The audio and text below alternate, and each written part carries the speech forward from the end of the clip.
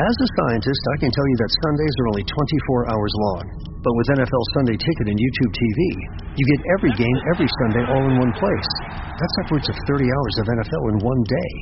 How can there be 30 hours in 24 hours, you ask? I have a theory. Magic. New users get NFL Sunday Ticket for 8 payments of $34.50 per month. Sign up at NFLSundayTicket.com. Local and national games on YouTube TV. NFL Sunday Ticket for out-of-market games excludes digital-only games and commercial use. Terms and embargoes apply. Availability varies. Brace the rudder! Brace the sails! Brace the sails! Captain, an unidentified ship is approaching. Over. Roger. Wait, is that an Enterprise sales solution? Reach sales professionals, not professional sailors. With LinkedIn ads, you can target the right people by industry, job title, and more. Start converting your B2B audience today. Spend $250 on your first campaign and get a free $250 credit for the next one. Get started today at linkedin.com/campaign. Terms and conditions apply. Hey, it's Paris. You know I love sparkly things, right? Like stars. Duh. And thanks to Hilton and AutoCamp, I just slept under them. Picture me, serving looks by the fire outside my luxurious Airstream, making s'mores with the kids, while a national park is our backdrop. The great outdoors meets Hilton hospitality, that's hot. Explore all the new ways to stay at Hilton.com. Hilton for the stay. 10, 9, 8, 7, 6, 5, 4, 3, 2, 1, 0. He manages to get it wide to Jacob Minter. Good job with the shot, and the Slough Jets have taken the lead on the power play. With 20 with the shot cross goal. No need for the save from Lorde. And Campbell finds himself in, and it's 3-1 to the Charlton Chieftains.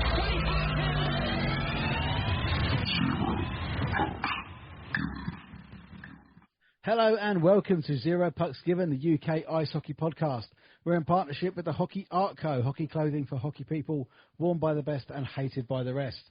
Listeners to Zero Pucks Given get a 10% discount off of everything site-wide at hockeyartclothing.co.uk.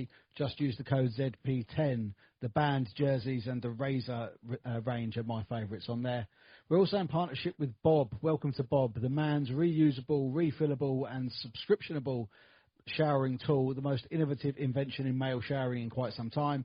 We're still waiting for a few details to come through from Bob, but for the time being, jump onto their social media and see what it's all about.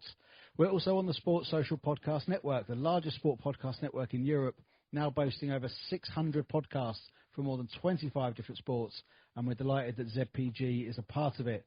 We are, of course, the UK's #1 ice hockey podcast, and last year we were awarded the Bronze Award in the Sports Podcast Awards as well. Maybe this year we can go for the gold. So we have now come to the final episode of the Britton Division previews. We're dropping 8 episodes all in one day. It's going to total up just over 4 hours worth of content, and this one is absolutely worth waiting for. Or if you've just come here to listen to the Swindon one, then you're very welcome, because we're heading up the M4 to the Link Centre and we're going to chat Swindon Wildcats 2.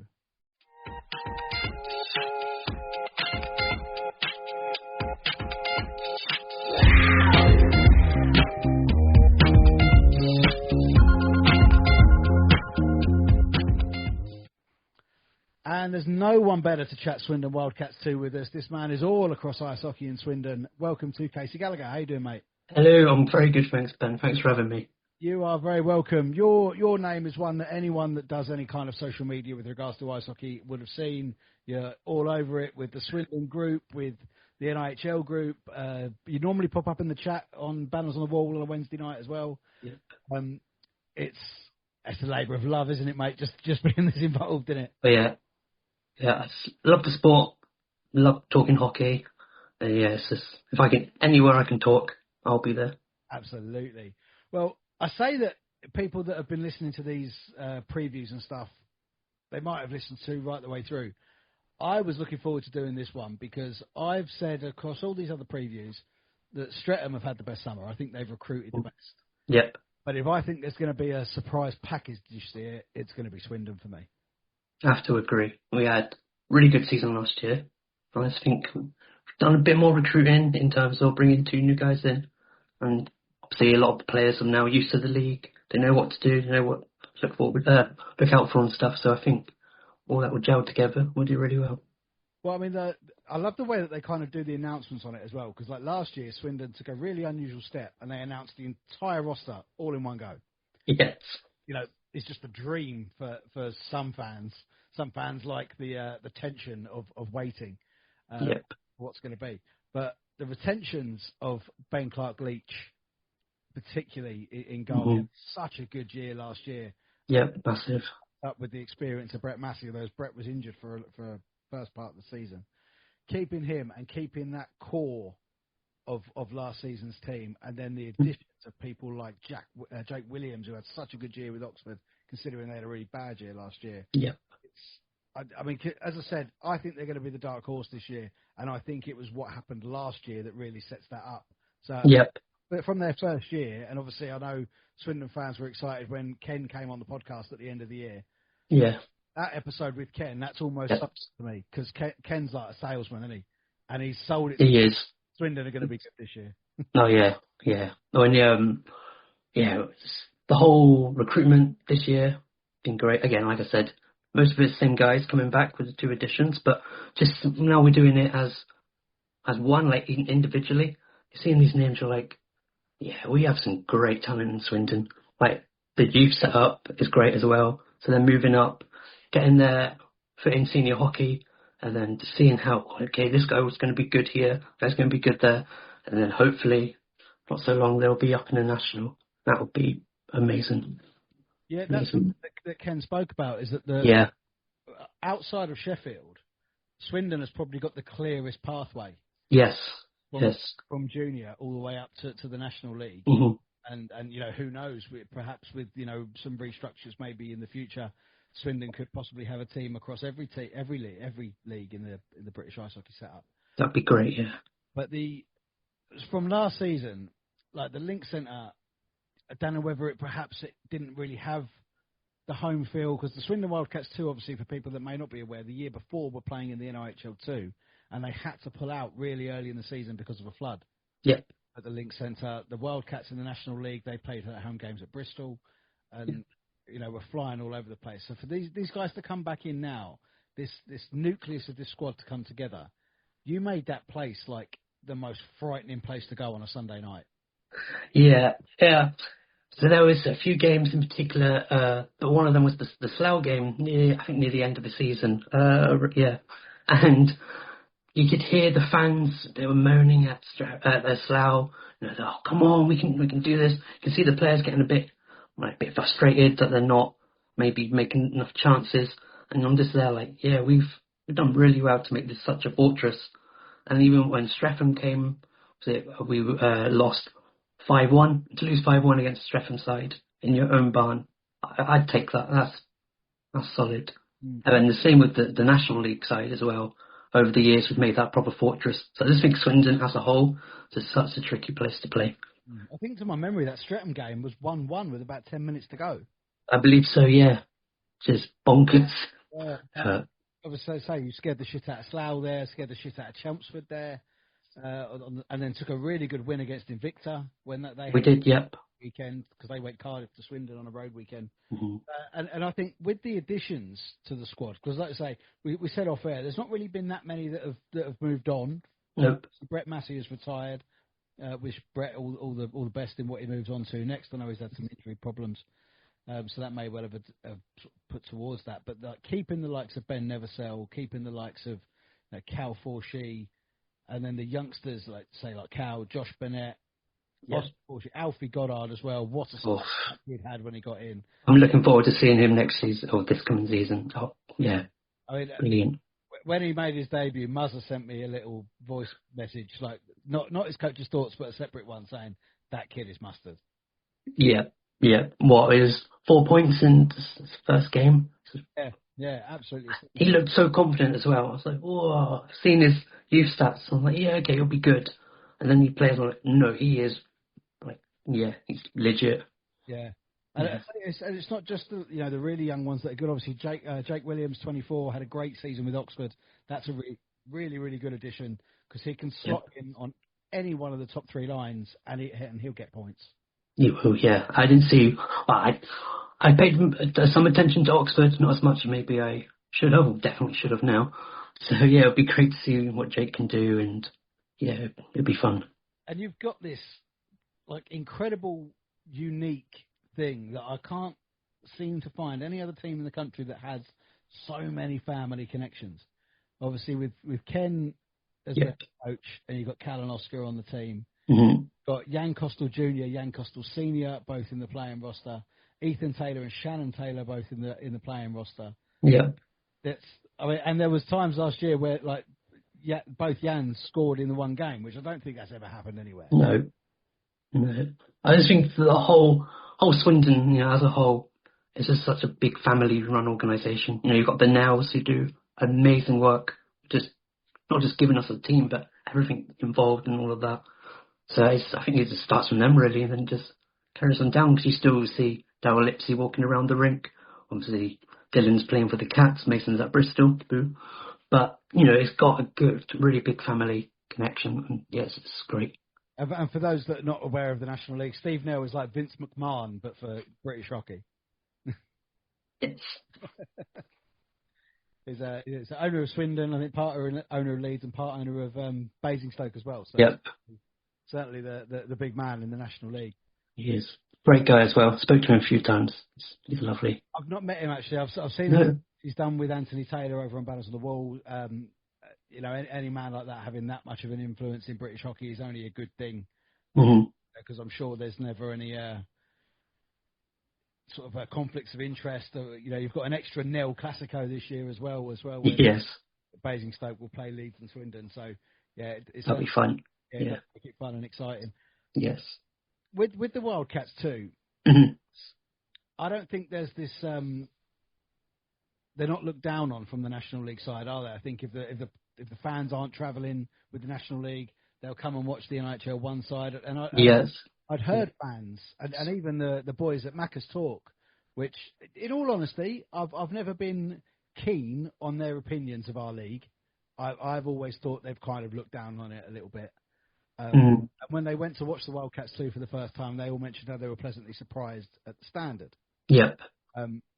I don't think they need to be pleasantly surprised. It is a really good standard of hockey. Yeah, I mean, it was a lot different, but we were in that league not so long ago, and it was good. You had Invicta there. We know what they're about. They're good sides now. So, yeah, everyone knows how good Streatham are. I mean, they were in the league as well. So you've got all these big teams that people know about. So just, come down. It's going to be great hocky. I know where to go. You could, if you don't fancy the travelling, because let's be honest, as a National League fan, the travelling is extensive. If you just fancy a whole weekend of hockey at Swindon, you're going to have 2 really good quality games on over a weekend, at least. I think the last season we had 2 back-to-back home games because the National League side was up in Scotland. So it was just great. It was a great advocate to come watch the 2s, see what they're about. And loads came down. It was great. Well, looking into moving into this season then, we'll obviously last year you finished 7th, made the playoffs. Yep. When you finish 7th or 8th, it's always going to be difficult in the playoffs because you are playing, the league champions or the runners-up. So you ran into Streatham in the playoff quarterfinals, which obviously went the way of Streatham, who eventually made the final. But is that something now that there's only 8 teams in the league, surely Ken's looking at it and saying we need to be looking up, we need to be looking at possibly 5th, maybe even 4th? As I was thinking, I'm not sure what the playoff system is this year. I don't know if it's all the 8 go up or it's just the 6. Hopefully the 6. Well, I was hoping, because last year it was rumoured that the Britton Division, because all the leagues were offered a number of playoff solutions, and you pick the one that works best for you. Britton Division picked to go top 6, qualify into 2 groups of 3. Everyone plays months, and then you get the 2 semi-finalists, and then the finalists that would go to Sheffield. I think that because of ice time, that was pulled relatively quickly. But I thought this year was a really good opportunity to go back to that. Yeah. I mean, Miami only have the 8 teams, but it is going to be all 8 teams qualify. Yeah. I think regardless, so I think we need to look at going quite high up in mid-table. I'd say I don't see why we can't go 5th, 4th either. We played really well against both Invicta and Solent. Yeah, they got the better of us in the series overall, but the 2 final games played against them, we showed that we can compete. Bring in, the changes. We've had a few changes, and I think we can look at them and go into all the games they're going. Yeah, we could win this. Maybe not favourites, but I think we could certainly win those games. And then you look at Romford and Cardiff, and with respect to them, I think we should have their number in all the games really. Romford we did really well last year. Both teams went back and forth. We won 2, they won 2. But I think this year we can win all 4 against them and move ourselves up the table. Well, Romford are kind of coming in having lost a lot of players over the summer. Mm-hmm. Yeah, they've got some new additions. They've got a new coach, of course, as well, because Jason Buckman has stepped up to the Raiders. Ethan James has come in as head coach there. So they're kind of starting fresh. Yeah. So they're an unknown quantity, really, because they've had a lot of additions. They have kept a few, but they've lost likes of Luca Pascali, Elliot Dervish, big players for them. Yep. So I would imagine then that Ken, the way that Ken works, we had a great chat when he was on here last year, that he'd kind of look at Chelmsford, Slough, Streatham and say, let's make it difficult. Yeah, indeed. Games. Let's be hard to beat. We may nick something, but let's be hard to beat. But then the rest of the league, I think he's got to say we need to be forceful. Oh, 100%, yeah. Points off them. And at the end of the day, if you go through that league, not beating Chelmsford, Slough and Streatham, but beating everyone else, you're going to finish 4th. Oh, yeah. Yeah. So definitely possible. I mean, going back to Romford, they have the National League side. We've got a National League side. So, and then the 2s on both sides, they're there to bring up the next generation. So I think in like a friendly way, it's good to try and beat them all the time. Just be like, we're the better development side. Oh no, you're the better development side. I think that would be a nice little battle with us, regardless how it goes. It would just be a nice little friendly competition. It's a very non-geographical rivalry, but yeah, it certainly is a good rivalry. Yeah, fun. I mean, just looking through your fixtures now. I mean, to be fair, I've looked at these fixtures so much now that Swindon doesn't even look like a real word anymore. It looks spelt wrong. But it's the fixtures. You've got an incredibly busy November and January, a little bit lighter in December. So I think you've got a chance to kind of hit the ground running in the league. Although you've got a relatively tough start, Solent at home and then a trip to Chelmsford. Yep. Chelmsford visiting you at the Link Centre, I beg your pardon, on 21st of September. And then you've got that trip to Cardiff, and then a 4-game October, and then it's a massive November with some real tough games. To be honest with you, I haven't really looked at the fixture yet. So I like going in a bit blind. So I can see, okay, we're playing against this. And when it gets properly into it, we need to beat these guys. Probably need to beat these guys. But yeah, I like to see what happens to start off with, not putting much pressure. And like the first, September, October, just let that chill. Yeah. December is quiet. You've got you've got a weekend where you travel to Romford on a Saturday and then welcome Slough on the Sunday in the first weekend of December. The following weekend you have a visit of Solent on the 14th, and then that's it till the 4th of January. But then there are no days off. Out to Invicta on the 4th, home to Streatham on the 11th, out to Cardiff on the 18th. Down to Solent on the 24th, home to Chelmsford on the 25th, and then down to Slough on the 31st. So a really tough January. That is tough, yeah. Glad I'm not a player. I can just sit and watch. But yeah, that is crazy. Well, hopefully the quiet December will mean that everyone will be raring to go from the first. Indeed, yeah. And with it being quiet, you need to take much opportunity as you can to just beat those guys. Really, you've got fresher legs overall. Yeah, because of the roster that you've got, you've got opportunities to move it around, haven't you? Some diversity in the lines and give guys a rest if they need it. Indeed, yeah. I think hopefully as well, again, I haven't really looked at the up-and-coming players in the under-19s, it would be now. But, hopefully we do the same as we did last year. Once they turn 16, bring them up. Whether they stay the whole season, that's a different story. Just give them a go and then rest some of the other guys and go from there. I think that'd be great. Yeah, absolutely. So what for the first home game then, which is this coming Saturday? Yep. At the Link Centre, the visit of the Solent Devils. really established team at this level. Mm-hmm. How do you think that Ken approaches that game on Saturday? Good question. I say do what we're known for at the Lynx and just play a hard game. Make it difficult for them, push them out, just make sure they just don't attack. Because when we won against them, it was in the shootout. Not shootout, it was in overtime. Sorry. So I think just try and take it as much as you can to maybe overtime. Not ideal, obviously, but to just start off, do that, and then go from there. Bit tricky though, really. That's a good question. Yeah. Well, there's no challenge games. No, that is an interesting one. Yeah. Swindon, and I mean Solent are playing on the Saturday. Mm-hmm. They're just playing against the Solent Devils 2 side. So massively competitive fixture, but certainly a stretch of the legs. Mm-hmm. Yeah, and that's something obviously we won't be having when we go into the game. So I think we just need to, as I said, just do what we're known for, but maybe don't put too much pressure on. Just kind of treat it as a pre-season, I guess. But tricky one.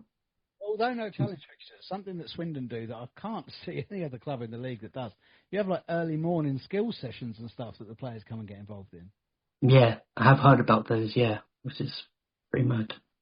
So I mean, if the guys are getting ice time that way, yeah, a little bit of a skill, maybe a bit of shinny in there as well to have a little bit, sort of competitive play. I think that's their hands really well, but it's also a kind of case of Solent are going in blind. They don't know what to expect from Swindon. Nope. So that could play into your own hands, really. Yeah. Exciting times. Only a few more nights to go, and it'll be fun. Yeah, the countdown is well. Oh, yeah.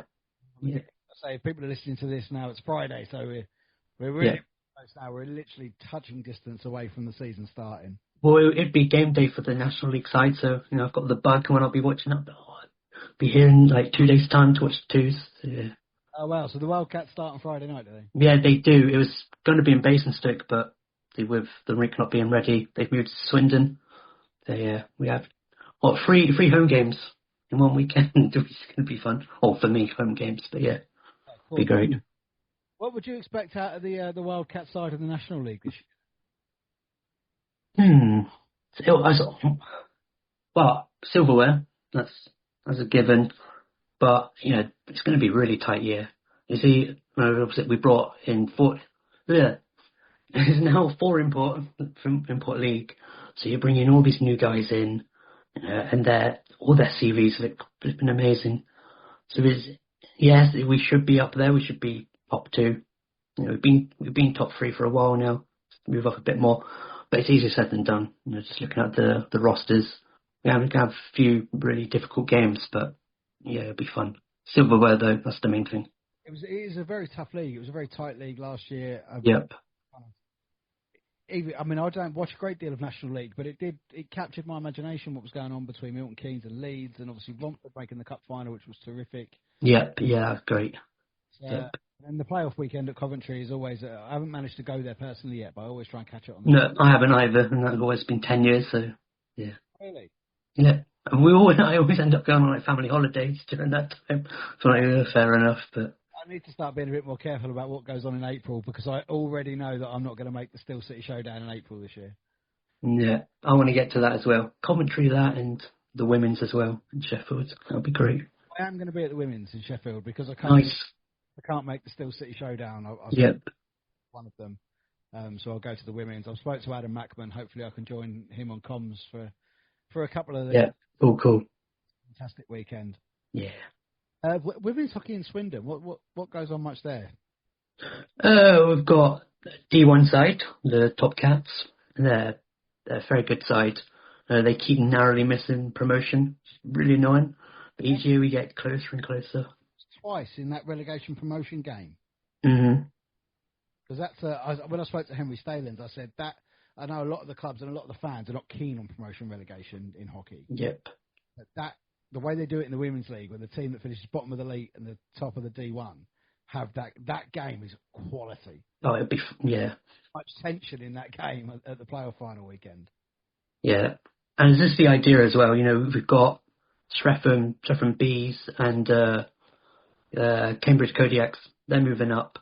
And the Kodiaks, they're going to be a solid side. Now, I'm hearing a lot of people saying they could even potentially get the promotion as well, beat Swindon. So, yeah, that would be interesting to see and pretty crazy. But they're into this will be their third season now, isn't it, the Kodiaks? Yep. Captain Christina Ashley will be on with me a little bit later this season.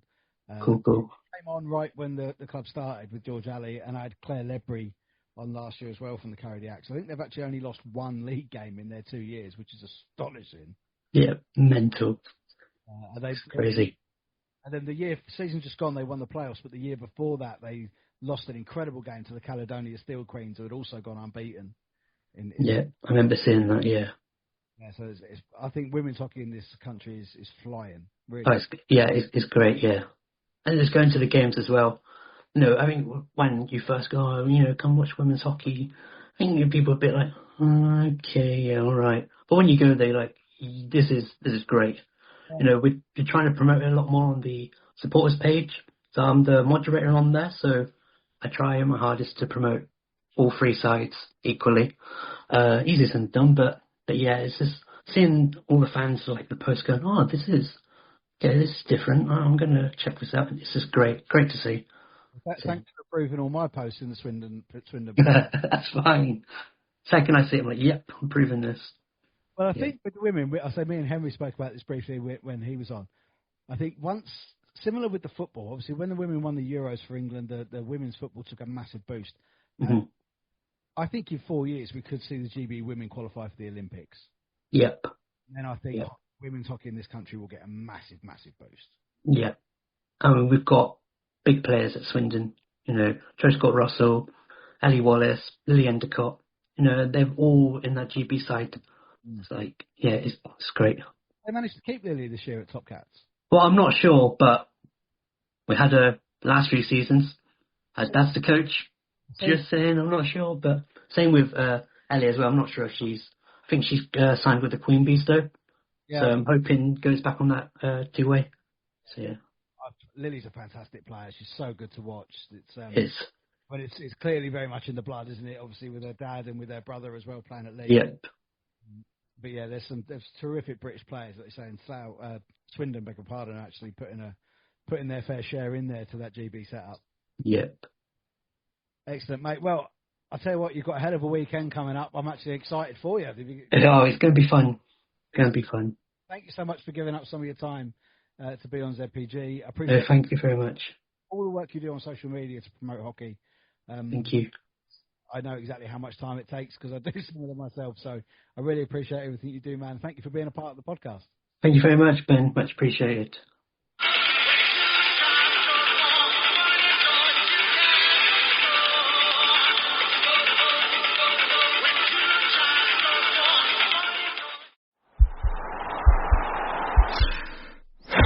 This podcast is part of the Sports Social Podcast Network.